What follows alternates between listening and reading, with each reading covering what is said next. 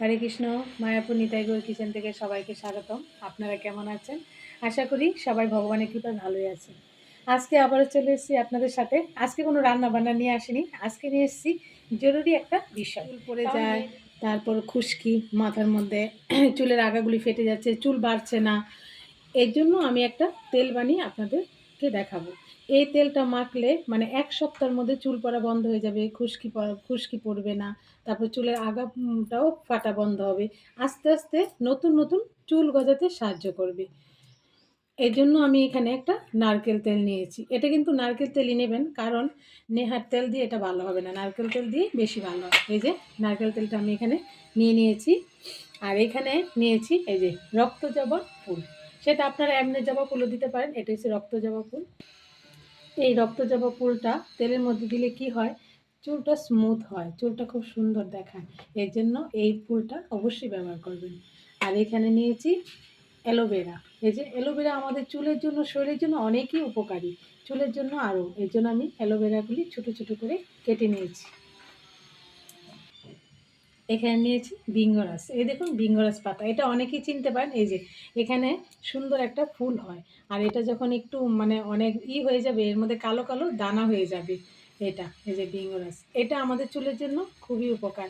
এটা যখন অনেক ছোট বাচ্চারা ন্যাড়া করাবেন, মানে ছোট বাচ্চাদেরকে চুল কালো করার জন্য, চুল ঘন করার জন্য এই পাতাটা বেটে ওই যেই কদিন চুল উঠবে না সেই কদিনই লাগিয়ে দিলে কি হয়, চুলটা খুব সুন্দর হয়। আর এখানে নিয়েছি কারি পাতা, আর এখানে নিম পাতা। কারি পাতাটাও আমাদের চুলের জন্য খুব উপকারী, আর নিম পাতা নিয়েছি। এখন আমি তেলটা বানানো শুরু করছি। আমি তেলটা দিয়ে দিচ্ছি একটা সসপ্যানের মধ্যে। তেলটা একটু গরম হলেই আমি আস্তে আস্তে সব উপকরণগুলি দিয়ে দেবো। এখানে আমি প্রথমে পাতা দিয়ে দিচ্ছি, জবাটা দিয়ে দিচ্ছি, অ্যালোভেরাটাও দিয়ে দিচ্ছি,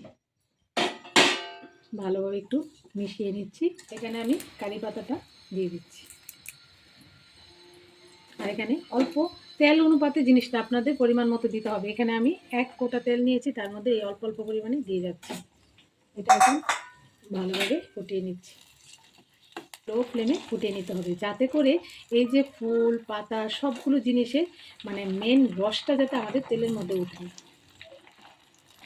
এখানে আমি ছোটো চামচে 1 চামচ কালো জিরে দিয়ে দিচ্ছি। মেথিও সেম, ছোটো চামচের 1 চামচ মেথি দিয়ে দিচ্ছি। মেথিটা আমাদের চুলের জন্য খুবই উপকারী। মেথি যদি কেউ নাও ফুটিয়ে দেন, এরকমভাবে রাত্রে ভিজিয়ে রেখে স্নানের সময় চুলে দিয়ে স্নান করে নিলেও খুব ভালো চুলের মধ্যে।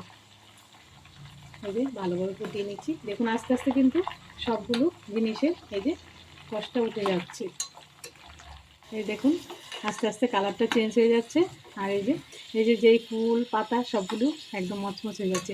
এটা আরও ফুটবে, যতক্ষণ পর্যন্ত পুরোটা মানে না বেরোবে ততক্ষণ আমি একটু ফুটিয়ে নেব, আরও কিছুক্ষণ ফুটিয়ে নেব। এই যে দেখুন সবগুলো একদম ভাজা ভাজা হয়ে গেছে, সব এই রসটা উঠে গেছে তেলের মধ্যে। এই যে এখন আমি এটা নামিয়ে দিচ্ছি, নামিয়ে ঠান্ডা করে দেখাচ্ছি। দেখুন তেলটা ঠান্ডা হয়ে গেছে, আর তেলের কালারটাও চেঞ্জ হয়ে গেছে। এখন এটা আমি এই যে ছাঁকনি আছে, স্টিলের ছাঁকনি দিয়ে ছেঁকে নিচ্ছি।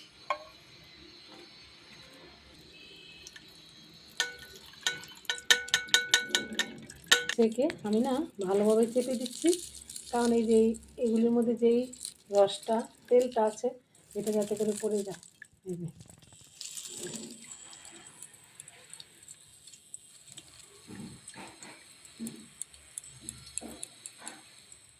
দেখুন রেডি হয়ে গেল একটা একদম মানে আয়ুর্বেদিক তেল। এই তেলটা আপনারা যদি ব্যবহার করেন, মানে সপ্তাহে 3 দিন ব্যবহার করবেন, যখনই মাথায় দেবেন দেওয়ার পর 1 ঘন্টা রেখে তারপর শ্যাম্পু করে নেবেন। তাহলেই দেখবেন আপনারা 1 সপ্তাহের মধ্যে এটা প্রমাণ পাবেন যে কি মানে এই তেল ব্যবহার করলে যে আমাদের চুলের জন্য কত উপকারী হয়।